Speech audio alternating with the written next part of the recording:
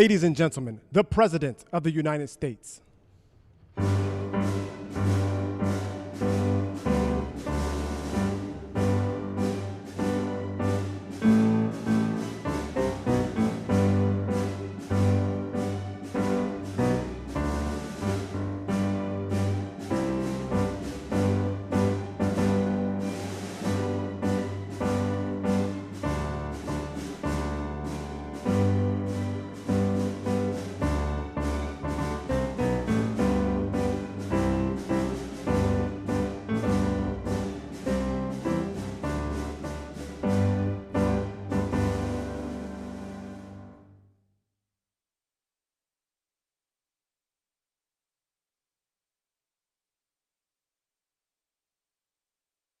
We've had some exciting days in the last week, I would say, mostly good. Some of the things you're reading about in Los Angeles, thank goodness we sent out some wonderful National Guard. They've really helped, and a lot of problems they were having out there. They were afraid to do anything, and we sent out the troops, and they've done a fantastic job. So I want to thank them very much. I also want to thank you for being here as we discuss one of the most exciting parts of the One Big Beautiful Bill. It is indeed a big, beautiful bill, and it's doing very well.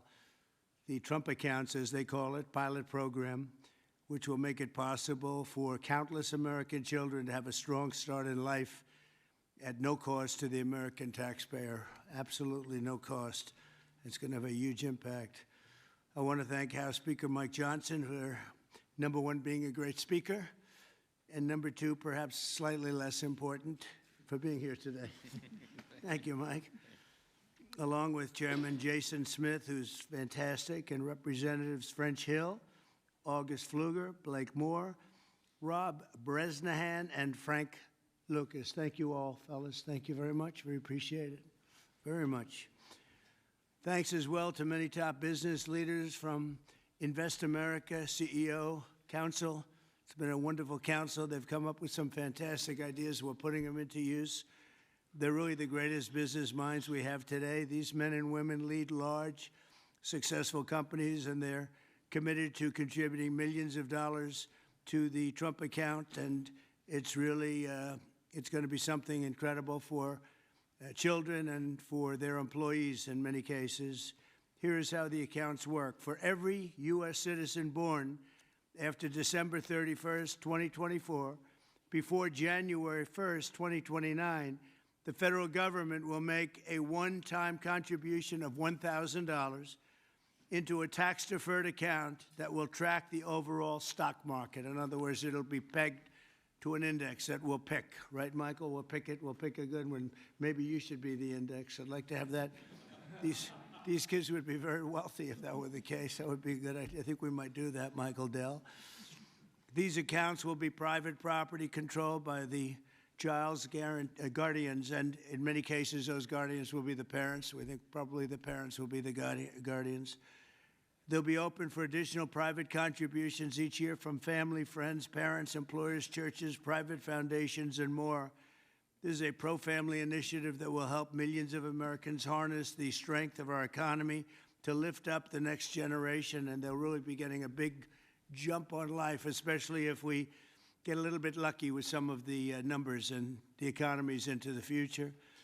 In addition to the substantial financial benefits of investing early in life, extensive research shows that children with savings accounts are more likely to graduate high school and college, buy a home, start a business, and are less likely to be incarcerated. Trump accounts will contribute to the lifelong success of millions of newborn babies. They are fully, and this will be very interesting, I think, for everybody to hear, they are fully funded through targeted reforms in the One Big Beautiful Bill, like the $1.7 trillion in mandatory savings, welfare reforms to stop waste and fraud, a 3.5% remittance tax, and more. And it's just a part of that. The One Big Beautiful Bill is among the most important pieces of legislation in our country's history. I don't think there's ever been anything bigger. And I think it's going to go down as certainly one of the most important things we'll ever have done. in addition to the largest tax cuts in the history of our country, including the most powerful border security measures ever. It delivers major economic relief to the American workers' families. And there are so many things. Rebuilding our military, we built it just 8 years ago. We started and did a great job, but now we have to rebuild it again, plus technology change. All of a sudden, it's about drone. You know, we have a new form of warfare. It's drone warfare. So a lot of things change. We did a great job with the military, but now we're going to have to do some little tweaks, to put it mildly.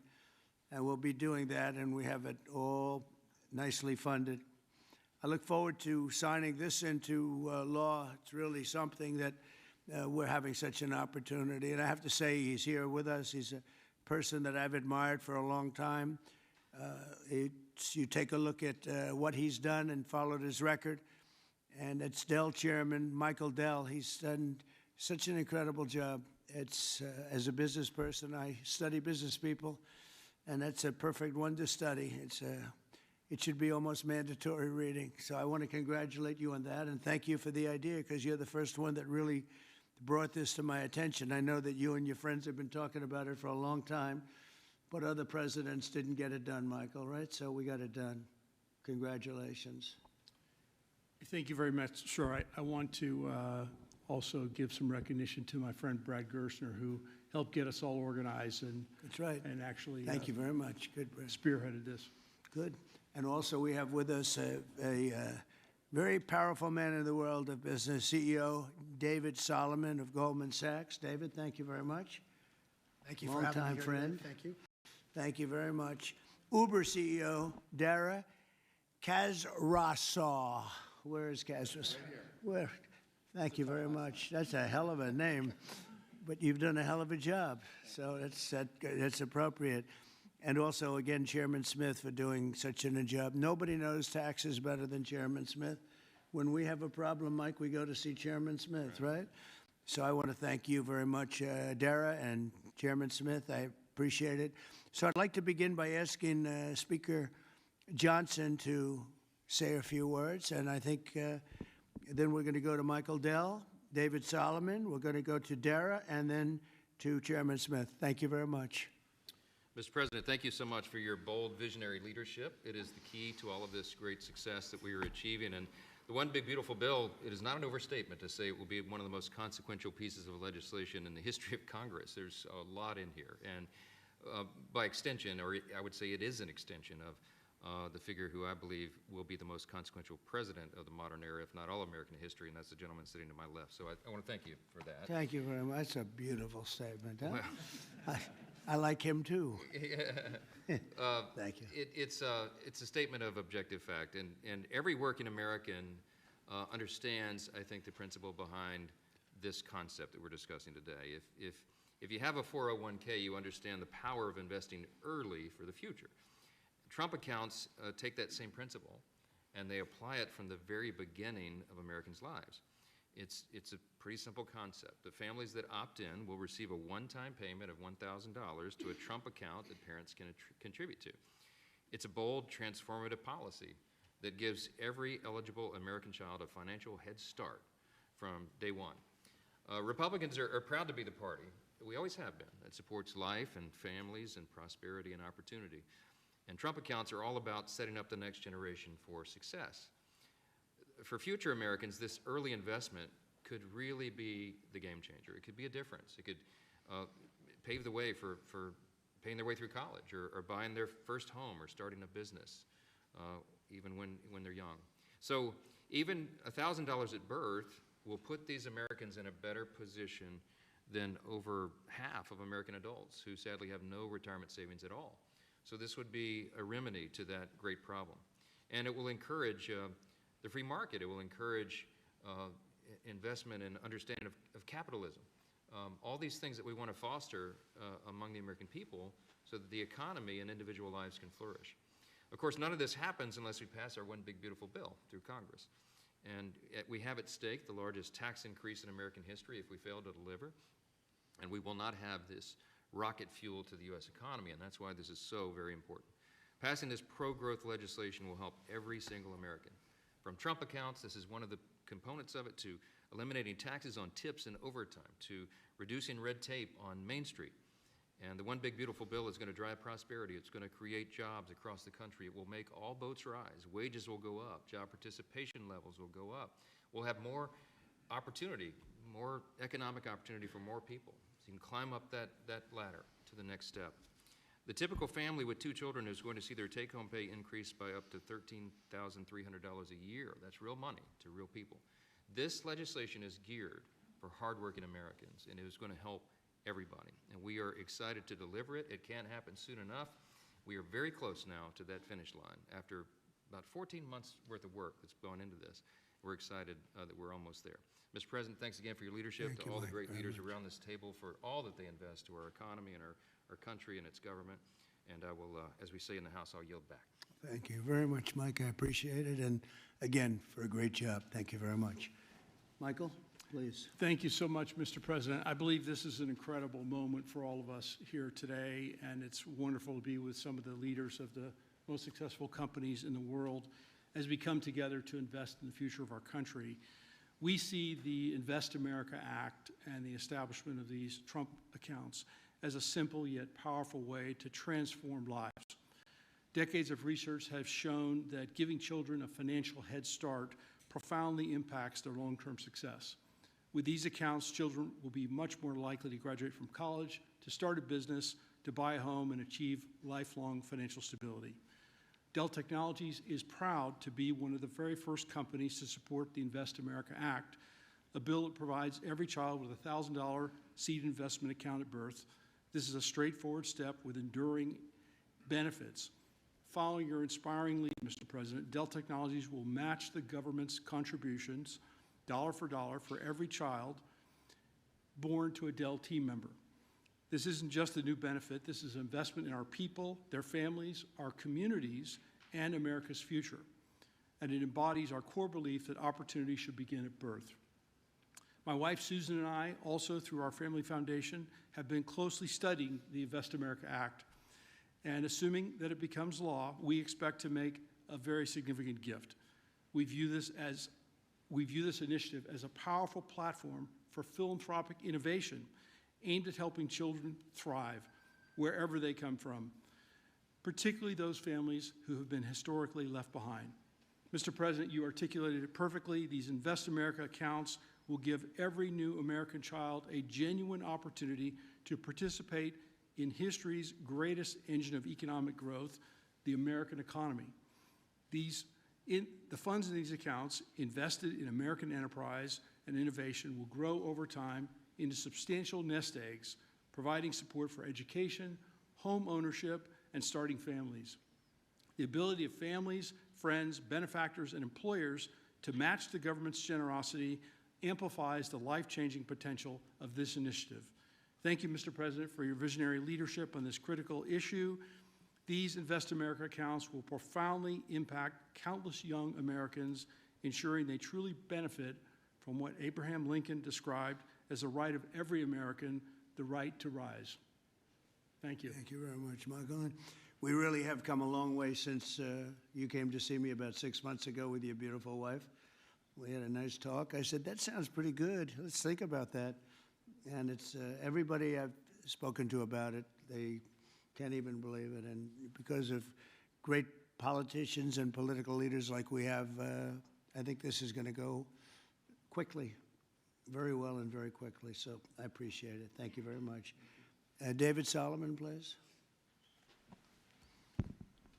Thank you, Mr. President. I'm thrilled to be here with everyone and excited to participate in this important and timely discussion. I'd also like to acknowledge the efforts of so many in Congress on this very significant issue, and in particular the members here, and particularly the leadership of Senator Cruz and Representative Moore, who have played a big role in helping drive this forward. We also wouldn't be here today without the leadership of Brad Gerstner and Michael Dell in really having the vision, the energy, the passion, the commitment to help move this forward. So thank you both. There are many reasons why the United States has the largest and most dynamic and most innovative economy in the world. But one of the most important is the fact that our system of democratic capitalism incentivizes a culture that does not penalize people for taking risks. In fact, it incentivizes people to have a vision to go out and attract funding that's necessary to make their vision a reality. It is no mistake that many of the most important and innovative companies in the world today started in a parent's garage or on a college campus or in any one of a number of unlikely places in the United States. One of my worries is that our current and future generations of young people don't fully appreciate and aren't as educated as well as they can be on markets and capitalism. And while capitalism is not perfect, it helps fuel the American dream. This initiative gets at the core of binding those future generations to the benefits and the potential of America's great companies and markets.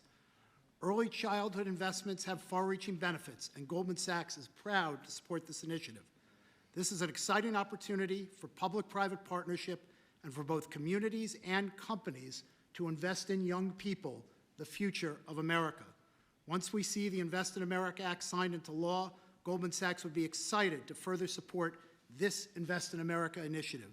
We believe passionately in our capital markets. They're an enormous competitive strength for the United States, and we know that our economy's future vitality is dependent on young people understanding the power of investing for the long term and sharing in the benefits of ideas that bring value to the lives of people around the world. Thank you, Mr. President, for helping drive this forward, and I look forward to continued partnership on this effort.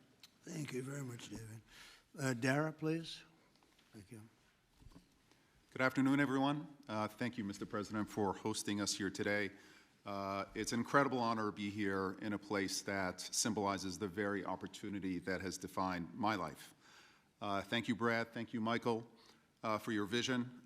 We all strive to build something that lasts, and the Invest in America Act is a legacy that is going to last for generations.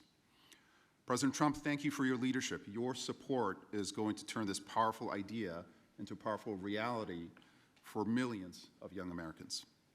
And I was 9 years old when I came to this country. My family arrived in America having fled the Iranian Revolution. We had lost everything that we had built. But we gained something far more valuable here. We gained a chance to rebuild again. We had a close-knit family, we had access to world-class education, and we had the one thing that fuels every American dream, and that's hope. So what if we could bottle up that hope? What if we could give that same power of hope, real, tangible hope, that comes from having a stake in your own future and a stake in the best companies in the world, to every single child that's born in this country? That's the promise of the Invest America Act. It's not just an account, it's a launch pad. It puts the unstoppable engine of compounding to work for our kids, building a future for them from day one. This mission is personal to me, and it's core to us at Uber. Every day we see people using our platform to create opportunities for themselves, to save for a home, to pay for tuition, to build their own American dream one trip at a time. And that's why Uber is so proud to support this bill, which also includes benefits for millions of Uber drivers and couriers in the form of no tax on tips. Mr. President, our earners are grateful for your support. Thank you very much. Right? What a great job. You know, when you think we're doing a lot of work on Iran right now, and Yes. I see that what you just said, you came here and Absolutely. they took it all away from you, and you started, and you've become one of the biggest anywhere in the world. What a great story that is. Thank you very much, Mr. President. Congratulations. And we wish you Amazing. all the success there. Thank you very much. We'll need it. We're going to need it for that. That's it. They're tough negotiators. They're great negotiators. Yes.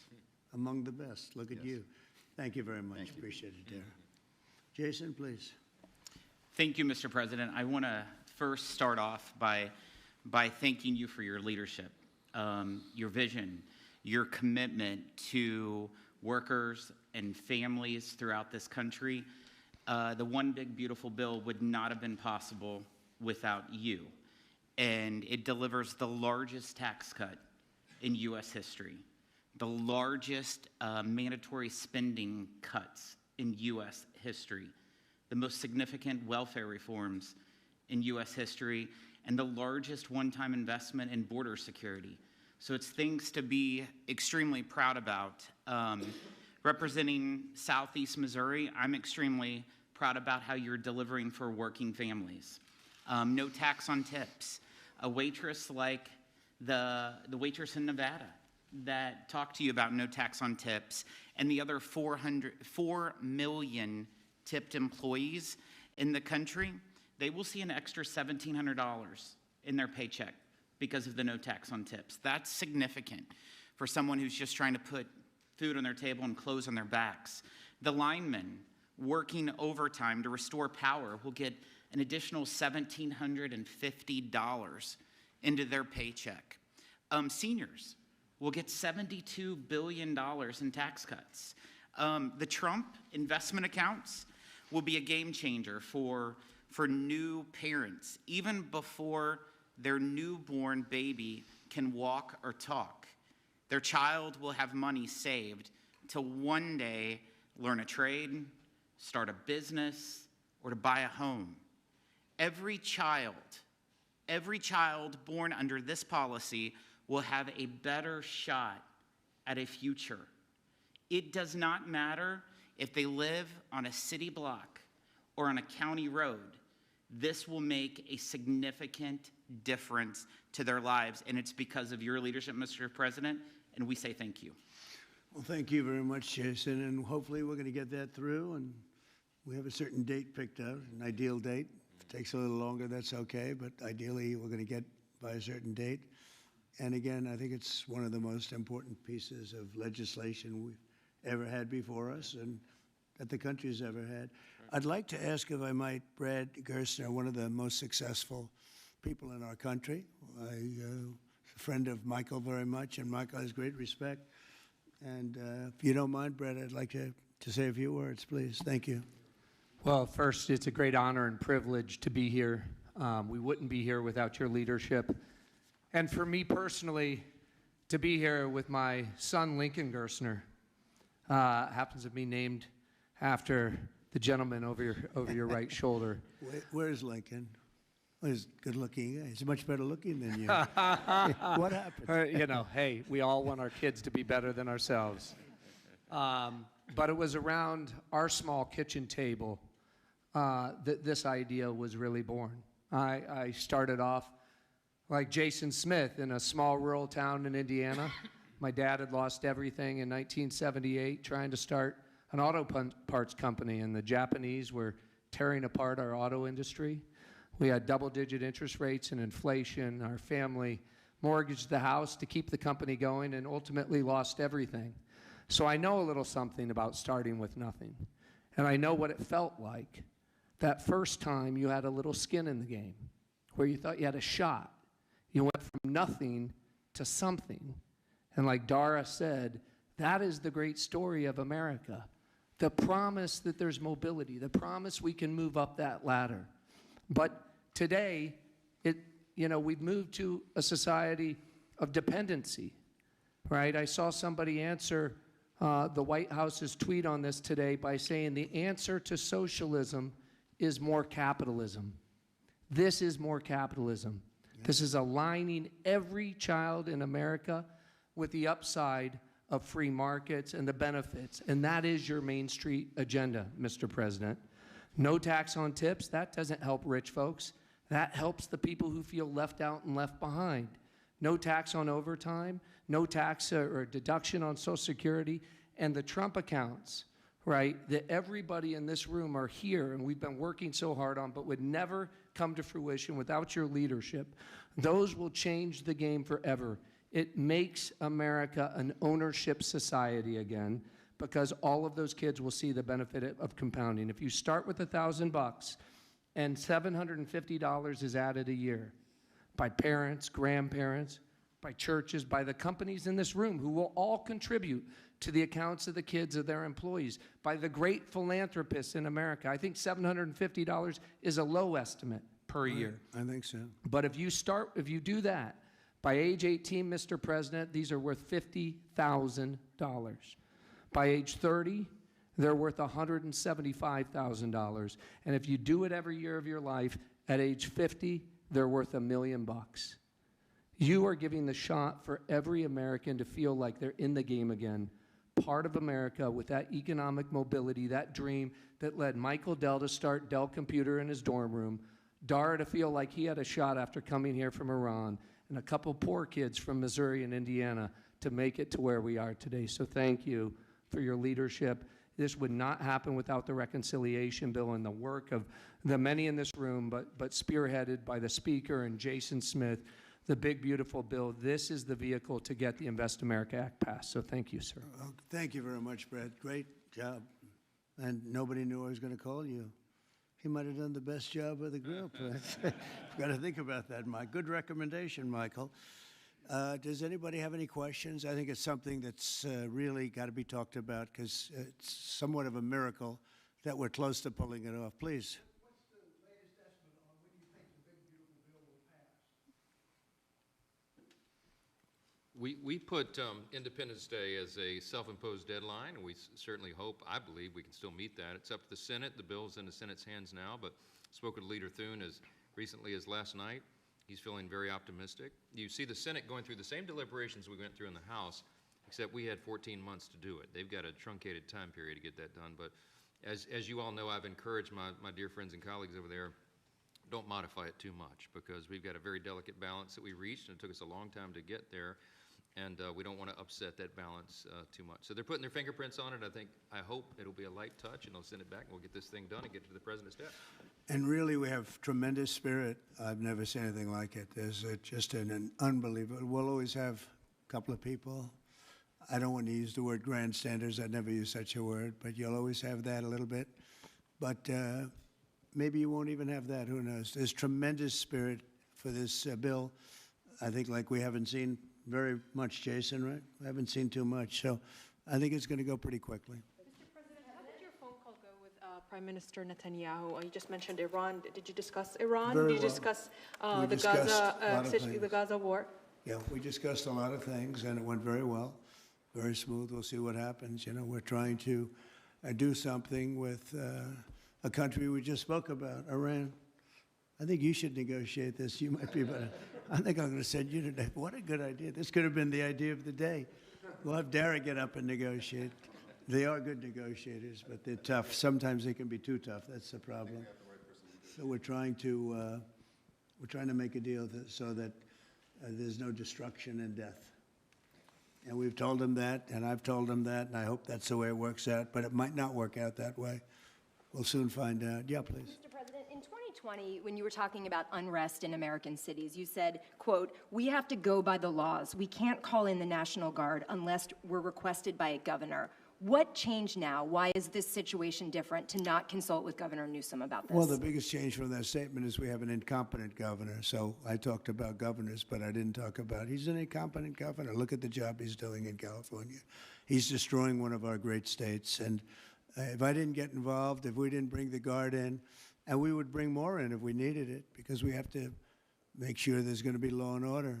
You had a disaster happening, and they now admit it was a disaster. I watched the chief yesterday, who's a good man, by the way, and he said, "Wow, we're lucky we did this because they were overwhelmed. You saw what was happening." So we did the right thing. Everybody agrees to that. But you have a governor who let the city burn down, didn't want water to be sent down to him. I sent billions of gallons of water. I wanted to do it in the first term. He wouldn't do it over, I don't know, they have environmental reasons, but there were no environmental reasons. I think it's just a political philosophy. But it's lucky for the people in Los Angeles and in California that we did what we did. We got it just in time. It's still simmering a little bit, but not very much. Yeah, and what please. crime has he committed that would warrant his arrest? What crime has Governor Newsom committed?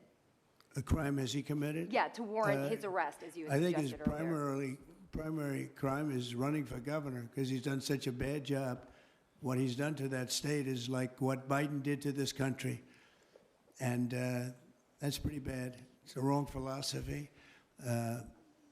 Thousands, hundreds of thousands of illegal immigrants, many of them prisoners. They're taking up your health care. They're taking up your space in schools. They're taking up your hospital. And in many cases, they're criminals. And we have to do something about it. And we're doing something about it. I want to thank the incredible patriots of ICE and Tom Homan, who has been incredible, and Kristi Noem, likewise incredible. the job they're doing. And it's like an unforced error. There was no reason for this. 21 million people were allowed into our country, and many of those people were criminals. And it's a shame. It's a shame. But we're getting them out. And I will say, I think it's a 95-5 issue, just like so many other issues, 95-5. And the Democrats lost an election in a landslide because they're on the wrong side of the issues. I mean, it's not even conceivable that somebody would do the kind of things that he did. And then, you know, you talk about projects. They want to build a train going from San Francisco to L.A., and it's costing hundreds of billions of dollars more than they thought it was going to cost. It's not even believable. To Brad and to people sitting here, would you believe that a train, it was going to cost X dollars and it might be 100 times X? Would have paid for this for about 50 million American children. You're right. 50 million American children instead of a 3-mile train track that never got built. We could have put Lincoln in charge with no experience. He would have done a good job. I guarantee you that. All right, please, Peter. Mr. President, have you gotten an update from your negotiating? Thank you, President Trump. So it seems like Gavin Newsom likes the attention that he's getting right now from you. Yeah, I think it seems like he does. If you look at recent history, somebody who was running for president, you, who got arrested and had a mugshot, you could make the argument that politically that wound up helping you. Are you worried at all at this moment that talking about him getting arrested could be helpful to his political prospects? Because a lot of people think he wants to be sitting right where you are.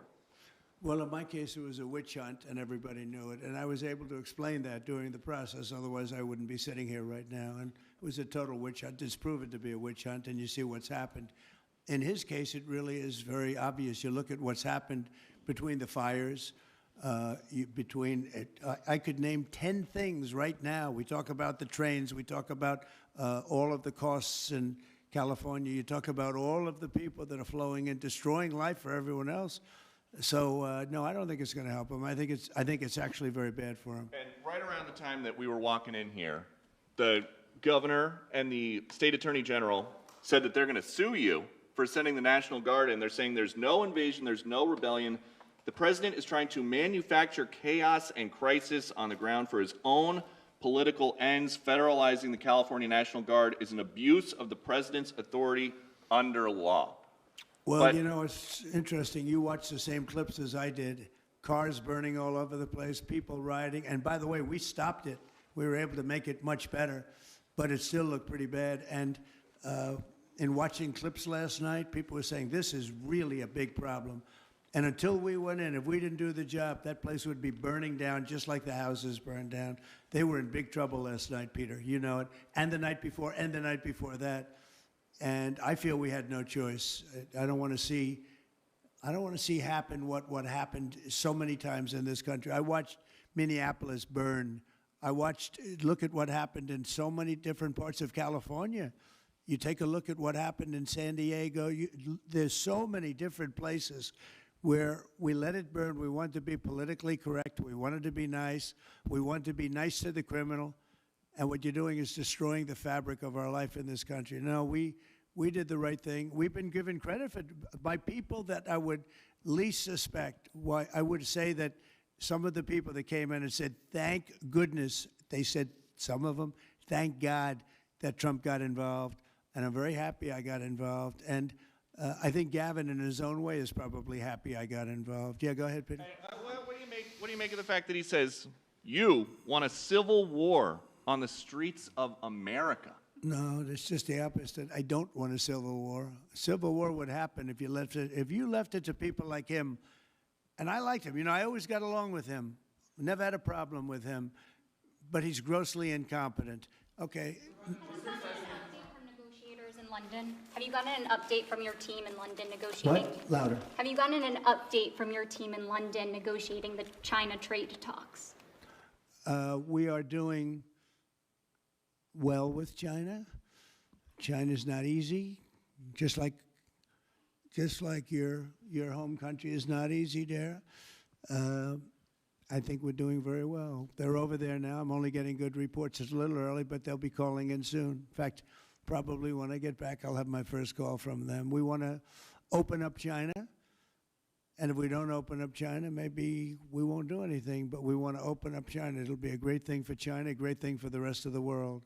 Are you willing to lift export controls when it comes to China? Did you give your negotiators any sort of limitation? We're going to see. Look, China has been ripping off the United States for many years. Nobody charged them 10 cents. No president had the courage to charge China for whatever reason. They didn't want to do it. I took in hundreds of billions of dollars. I put on tariffs on China when I got in first term, and we took in hundreds of billions of dollars. And then I did it again, but I did it for a lot of others. If you look at the stats, the deficit last month was cut in half. Everybody was shocked. I wasn't shocked. I think a lot of the people at this table weren't, because they saw the billions of dollars that were pouring in, and the tariffs hadn't even started yet, just about. They were in cars. They were in some countries at a very minor level. And we cut the deficit in half, and it was a big story a couple of days ago. They said, I don't believe, one of the announcers on a business network went wild, said, I can't believe these numbers. Those numbers are good. The numbers are going to be very good. I think we're going to have a great 4 years. You know, we had the greatest economy in history during my 4 years. I think this one's going to blow it away. Yeah. Mr. President, Go ahead, do you have a message for Greta Thunberg, and did she come up on your call with the Prime Minister today? Well, she's a strange person. She's a young, angry person. I don't know if it's real anger. It's hard to believe, actually, but I saw what happened. She's certainly different. Anger management. I think she has to go to an anger management class. Do you That's think my primary recommendation for her. Was she kidnapped by Israel, as she says? Was she kidnapped? I find it. I think Israel has enough problems without kidnapping Greta Thunberg. And secondly, are you going to Is that what she said? She was kidnapped by Israel? She did say that, yes, sir. Are you going to get rid of the Tesla and the Starlink service that you have here at the White House? No, I haven't heard that. I mean, I may move the Tesla around a little bit, but I don't think we'll be doing that with Starlink. It's a good service. Where are you going to move it to? Move it around, what do you mean? I have a lot of locations. Actually, about the Tesla. I had so many locations, I don't know what to do with them all. About the Tesla, did you ever see Elon Musk get physical with the Treasury Secretary? No, I didn't. And I tried to They ask... did have an argument, but I didn't see it. I didn't see a lot of physicality there. And there was this New York Times report that he did not want to talk about, Elon Musk, that alleged that he, towards the end of his time in the White House, was blurring the lines between recreational use of drugs and medicinal. Do you think he ever had drugs here at the White House? I really don't know. I don't think so. I hope not. Look, I wish him well. You understand. We had a good relationship, and I just wish him well. Very well, actually. Yeah. About aid in Gaza, you mentioned now the flotilla. Do you have a response at all about Israel intercepting this boat? And can you give us an update on what's happening to the entry of aid into Gaza right now? We've had people being shot by Israeli forces who are trying to get aid from the Gaza Humanitarian Foundation. Yes. Gaza right now is in the midst of a massive negotiation between us and Hamas and Israel, and Iran actually is involved. And we'll see what's going to happen with Gaza. We want to get the hostages back. That's all I can tell you. Yeah, please, in the back. I can go back to California briefly. You had said yesterday when asked by reporters that it was not an insurrection taking place, but then on True Social a bit later, you had said they were insurrectionists. After what you've seen now... You're talking about in L.A.? Yes, sir, in L.A. I wouldn't call it quite an insurrection, but it could have led to an insurrection. I mean, that was a lot of harm that was going on last night. I watched it very closely. And it was amazing that the job that the National Guard did. And by the way, the police were working very hard also. But, you know, the police are given instructions to be politically correct. I said, no, you don't have to be politically correct. You have to do the job. And on Elon Musk, do you plan to speak to him on the phone anytime soon? I know some... Which one? On Elon Musk, do you plan to speak to him on the phone anytime soon? I haven't really thought about it, actually. I would imagine he wants to speak to me. I would think that. If I were him, I'd want to speak to me. And maybe he's already called. You'd have to ask him whether or not he's already called. But I'd have no problem with it. If he calls you, pick up and speak to him? Well, I don't want to say that, but I would imagine he'd want to talk to me. You were supposed to get a counter Yeah, please. proposal. You were supposed to get a counter proposal from Iran today Have you gotten that proposal? And what We is have the a main meeting on impediment? Thursday. What- We have a meeting with Iran on Thursday, so we're going to wait till Thursday. And what's for the that main proposal. impediment to getting a deal? Well, they're just asking for things that you can't do. They don't want to give up what they have to give up. You know what that is. They seek enrichment. We can't have enrichment. We want just the opposite. And so far, they're not there. I hate to say that because the alternative is a very, very dire one, but they're not there. They have given us their thoughts on the deal, and I said, it's just not acceptable. Main topic for Prime Minister Netanyahu today when you spoke? I would say, yeah. I don't know what else. I can talk about the weather. Well, you can talk about Lebanon also, sir. Pretty much The Lebanon. that's the main topic. Lebanon is the We ceasefire in talked about Lebanon. Lebanon Yes. also, yeah, we What, did. what about Lebanon, sir? Well, Lebanon's working very hard. They have a great new ambassador that I put there. Man, I know very well. He's very smart. I didn't even know he was Lebanese. And I said, why would you want Lebanon? He said, I was born there. I love it. I love the people. I said, it's very dangerous going to Lebanon. There are some ambassadorships that are wonderful. There are some that are dangerous. I said, Michel, his name is. It's a he, Michel, very elegant man. And I said, why would you want this? And he said, because I love my country and I love those people. I said, it's very dangerous. He goes, I don't care. This is not a man that lived on danger. He's a very successful man from here. And he wanted to be the ambassador despite probably a very dangerous situation he's going into. You see what's going on. But I had great respect for that. He loves that country. He loves it. He was born there. He loves the country. Yeah. Mr. President, you've got a big, beautiful parade coming up on Saturday. We do. What's your biggest expectations for that? Then I've got a second question in regards to Gavin Newsom. Go ahead and talk about the big, beautiful parade. It's such a, thank you, Brian. It's such a, I think, important moment for this country. 2 weeks ago, I was calling people and back and forth with leaders, including President Putin, including French president, including lots of different people. And all of them said, we're celebrating victory in World War II. And I said, wow, isn't that amazing? We're the only one that wasn't celebrating, and we're the one that won the war. Now, Russia did help. They did lose 51 million people, in all fairness. People would say, oh, he's sticking up for Russia. No, they lost 51 million people. And, we can't forget that. But France was celebrating. And, as you know, Hitler made a speech at the Eiffel Tower. But when I spoke to President Macron, he said, oh, we are celebrating the great victory of World War II. And I think that's great that he was doing it. But we're the one that won it, and we weren't celebrating. I said to myself, isn't that crazy? And I think it's time for us to celebrate a little bit. We've had a lot of victories. We won 2 world wars, and then we go out and change the name of the forts where we won the wars. You go out, we win world wars from Fort Robert E. Lee, from Fort Bragg, from all the different forts. And what do? We change the name of the forts because we want to be politically correct. So a lot of them were changing back. You probably noticed Fort Bragg and others. But I think it's a time to celebrate our military. We've rebuilt our military largely. Little low on ammunition. That's because it goes out very fast to other countries, one in particular. But we'll get that back very quickly. But we have a military the likes of which nobody has. Nobody comes close. We have the best equipment in the world. We make the best equipment in the world. There's no military like our military. We showed that with ISIS. I was told by the television generals it would take 4 years to win, and we did it in 3 weeks. And it was headed by General Raisin Kane, who's now the chairman of the Joint Chiefs of Staff. He's great. Just left him.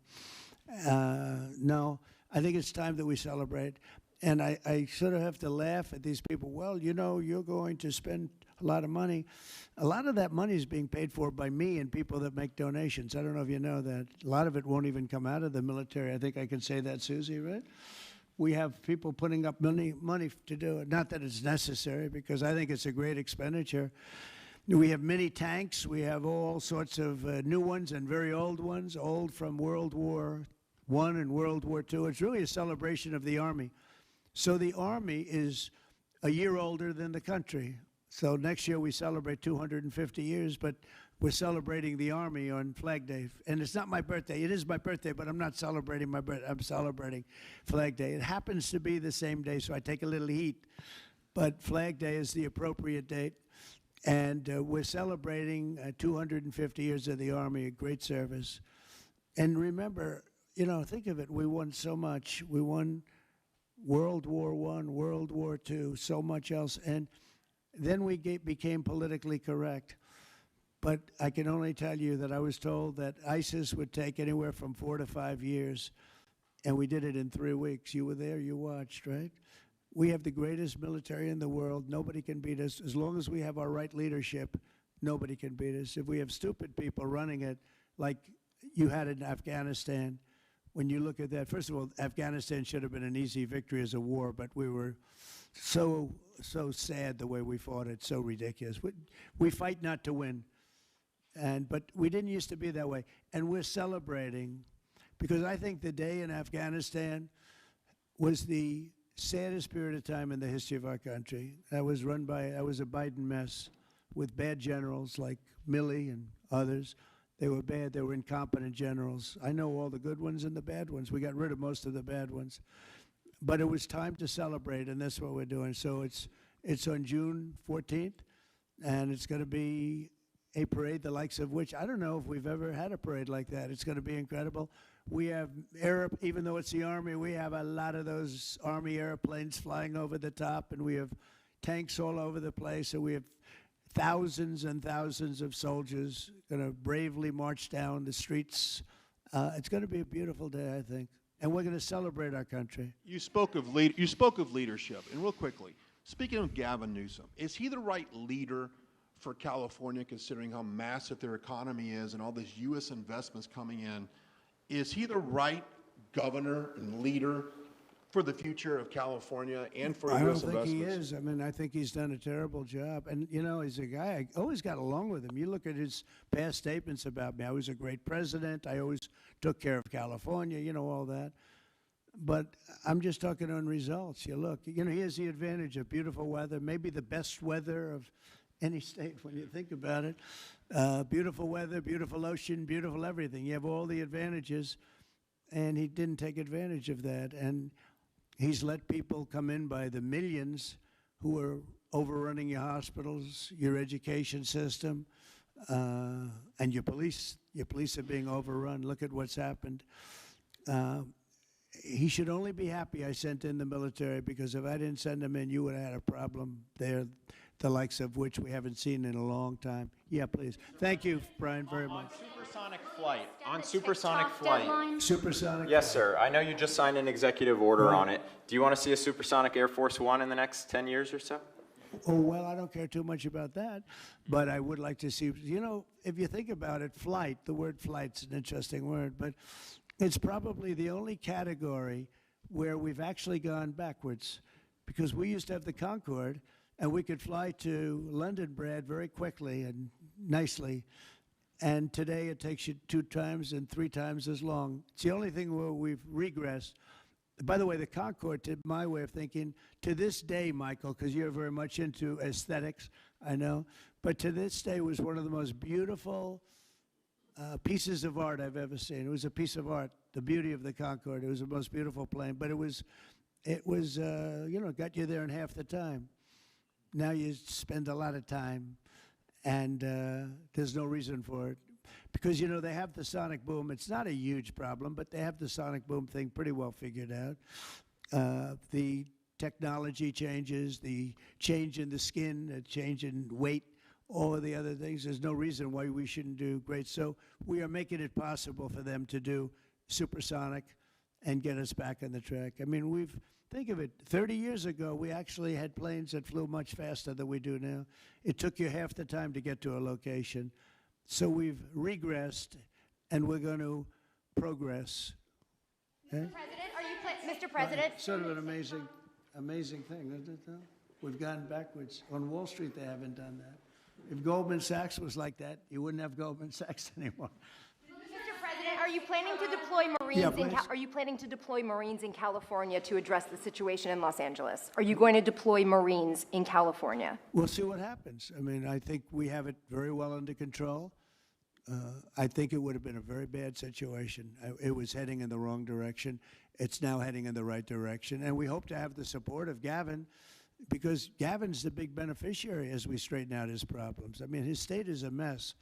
And I'd like to get somebody involved in the rail because, look, personally, it should have never been built because you can fly there for $2, and what are you doing? They're doing that.